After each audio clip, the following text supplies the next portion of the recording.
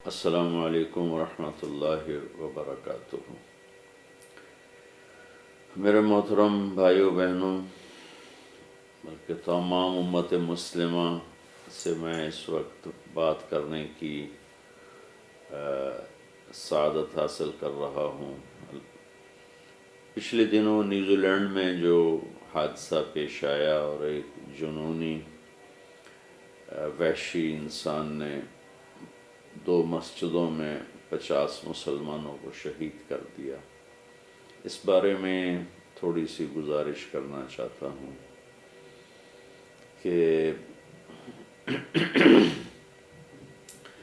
اللہ تعالیٰ نے ہمیں صحیح اور سچا دین عطا فرمایا ہے، جس میں سبحان اللہ ظلم کے بدلے میں ظلم کی کوئی گنجائش نہیں ہے۔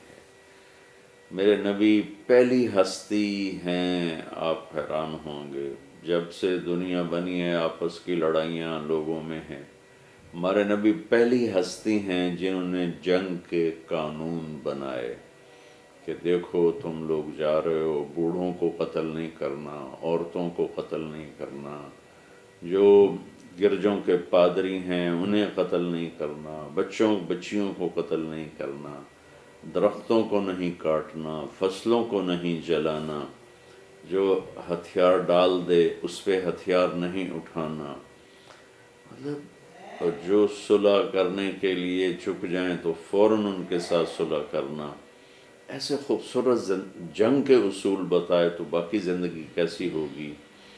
تو امت مسلمہ میں ایک رد عمل کی کیفیت ہے۔ پہلی بات تو یہ ہے کہ ہم ظلم کے بدلے میں ظلم نہیں کرتے، نہ ہمیں اس کی اجازت ہے، نہ ہمارے نبی کی طرف سے نہ ہمارے رب کی طرف سے۔ جو شہید ہوئے وہ تو جنت میں انشاءاللہ گئے اور ہمیشہ کی کامیابیوں کو پا گئے اور ہمیشہ کی اللہ کی رضا ان کا مقدر بن گئی۔ نماز اور مسجد اور جمعہ اور یہ کتنے فضائل اکٹھے ہو گئے، اور مظلومانہ موت، یہ ساری چیزیں مل کر ان کو عالی شان درجات، مجھے اللہ کی ذات سے امید ہے کہ یہ سب جنت الفردوس میں جائیں گے۔ ہمیں اللہ سے اس کی بھی ہدایت کی دعا کرنی ہے جس نے یہ ظلم کیا ہے، اور ساری دنیا کے انسانوں کے لیے جو اسلام سے ناآشنا ہیں ان کے لیے دعا کرنی ہے کہ اللہ ان کو دین حق اور دین سچ کی پیروی کی توفیق عطا فرمائے۔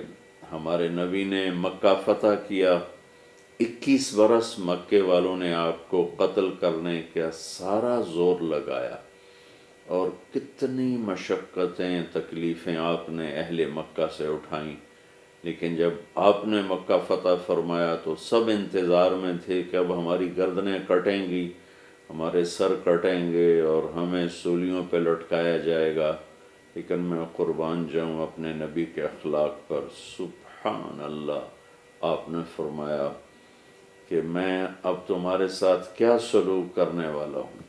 سب حرم شریف میں جمع تھے، تو سہیل بن عمر رضی اللہ تعالیٰ عنہ جو بعد میں کلمہ پڑھ گئے، اس وقت تو ابھی مسلمان نہیں ہوئے تھے، تو انہوں نے کہا اخ کریم ابن اخ کریم، آپ بڑے عالی اخلاق والے ہیں اور بڑے عالی اخلاق والے کے بیٹے ہیں، ہمیں آپ سے معافی کی ہی امید ہے۔ تو آپ نے فرمایا انی اقول لکم ما قال اخی یوسف لاخوته لا تثریب علیکم اليوم اذهبوا انتم الطلقاء۔ سبحان اللہ۔ آپ نے فرمایا کہ میں آج تمہیں وہی کہوں گا جو میرے بھائی یوسف علیہ السلام نے اپنے بھائیوں سے کہا 40 سال کی مشقت اٹھانے کے بعد کہ جاؤ تمہارے ذمے کوئی قصور نہیں، تمہارے ذمے کوئی جرم نہیں، جاؤ میں نے تمہیں معاف کیا۔ تو آپ نے فرمایا تم سب آزاد ہو، جاؤ میں نے تمہیں معاف کیا، تمہارے ذمے کو، لا تصریف کا مطلب ہوتا ہے کہ تمہارے ذمے کوئی جرم ہے ہی نہیں، لہذا جاؤ مزے کرو۔ تو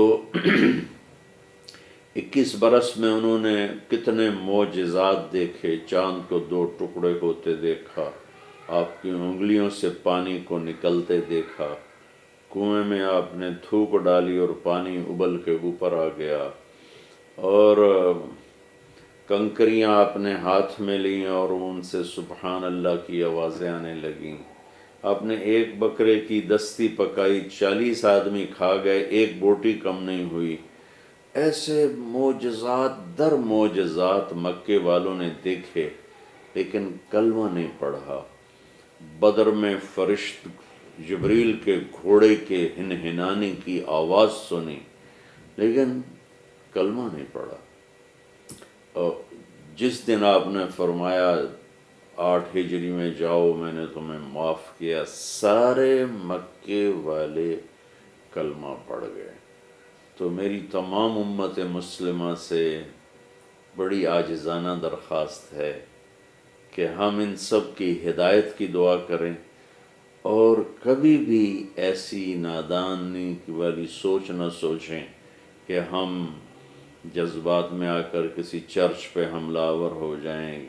یہ میرے نبی کا طریقہ نہیں ہے، میرے رب کے قرآن میں اس کی اجازت نہیں ہے، میرے رب کی طرف سے اجازت نہیں ہے۔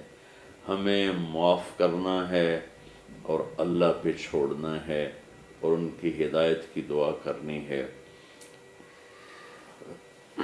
بیت المقدس پر جب عباسی سلطنت کمزور ہوئی تو عیسائیوں نے قبضہ کر لیا۔ تو عیسائی بادشاہ تھا، اس نے قسم اٹھائی کہ جب تک میرے گھوڑے کے سینے تک مسلمانوں کا خون نہیں آئے گا ان کا قتل عام جاری رہے گا۔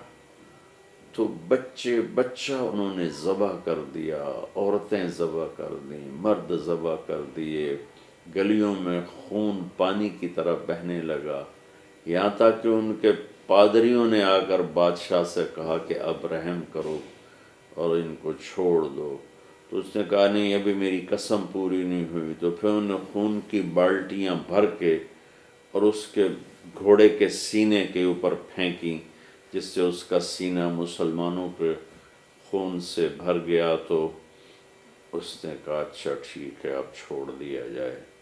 لاکھوں انسان اس نے ذبح کروا دی، لیکن اللہ تعالیٰ صلاح الدین ایوبی رحمۃ اللہ علیہ کی قبر کو روشن فرمائے۔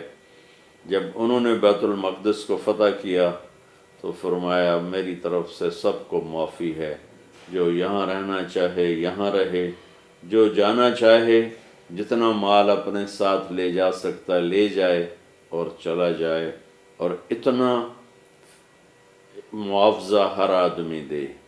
تو جو معاوضہ دے سکتے تھے وہ معاوضہ دے کے نکلتے رہے، جو جانا چاہتے تھے اور معاوضہ نہیں تھا تو میں قربان جاؤں، صلاح الدین ایوبی رحمۃ اللہ علیہ نے اپنی جیب سے ان کا معاوضہ سرکاری خزانے میں جمع کرا کے اور ان کو بھی جانے کی اجازت دے دی۔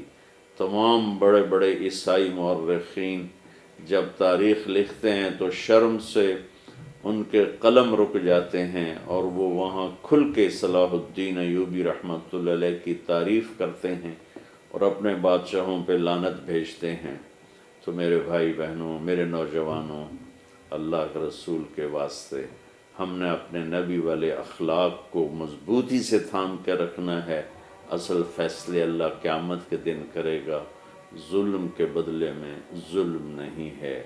ہمیں اپنے محبوب کی سیرت کے سب سے بڑی سنتوں میں سے ایک سنت ہے معاف کرنا، درگزر کرنا۔